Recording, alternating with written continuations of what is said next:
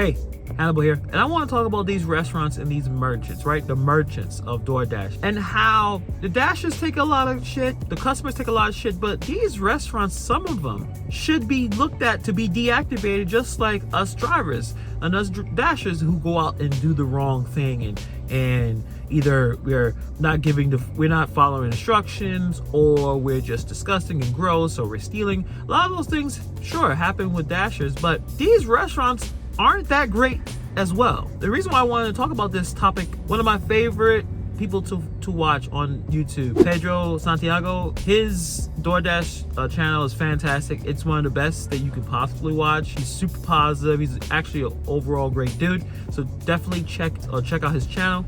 I'll put the channel in the description. And he brought up a good point about the merchants and how they should be accountable for the mistakes. And what kind of mistakes or what kind of issues that I'm talking about with the restaurants? Many of these restaurants are not equipped to be on a platform such as DoorDash and Uber Eats. They're not able to make the food fast enough. They don't have the correct facilities of a Dasher going in, showing their phone, trying to get the order. There's so many businesses, and usually it's the small businesses, but also it's you know, your fast food restaurants. It's the Wendy's, it's the White Castle, it's the McDonald's.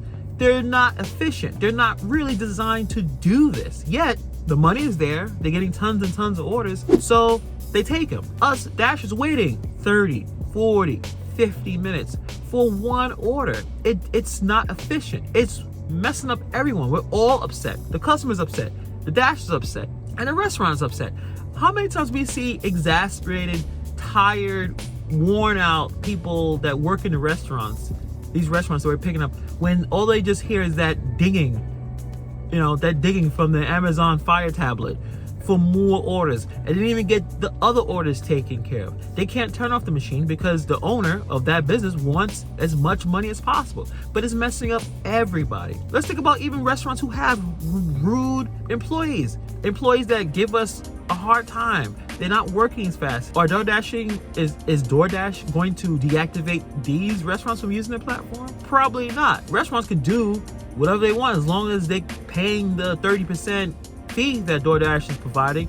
They were able to stay on the platform, regardless of the fact that food is either late, right? Taking too long for the order to be done. Order's not accurate. We can't check the order because the order is stapled and bagged up, so we can't check the order. So again, the customer gets basically either cold food or food is not done properly, and the Dashers get the blame. I have no answer to that. I think restaurants are going to stay on, even restaurants that shouldn't be on, but there's so many of them that are not efficient because they're not meant to do this. Takeout is usually pizza and Chinese food, right? Those are two that they've been delivering for decades. And now you're trying to do IHOP, for instance.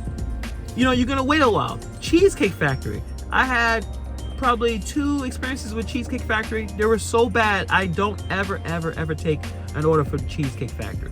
And Wendy's, you guys already know about my hate for picking up fast food orders. I know in some places of the country it's a much better experience, but you check out the video, I'll just link it right now.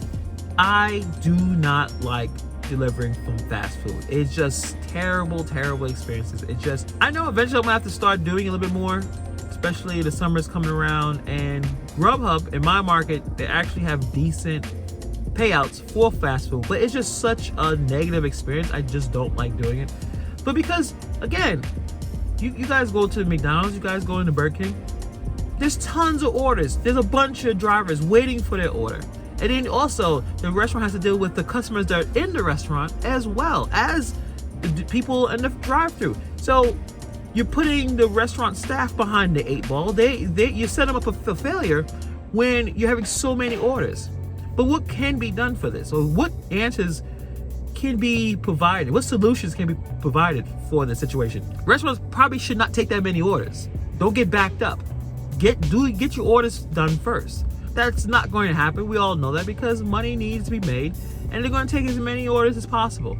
And I've been to so many restaurants where Dashers are getting frustrated the restaurants, the employees don't care. They're like, all right, cancel. I don't care if you cancel, because there'll be another person right behind you collecting the same order. So I don't really know the answer to this, but we all experiencing it. I don't know if it's happening more than before, but these merchants should be responsible.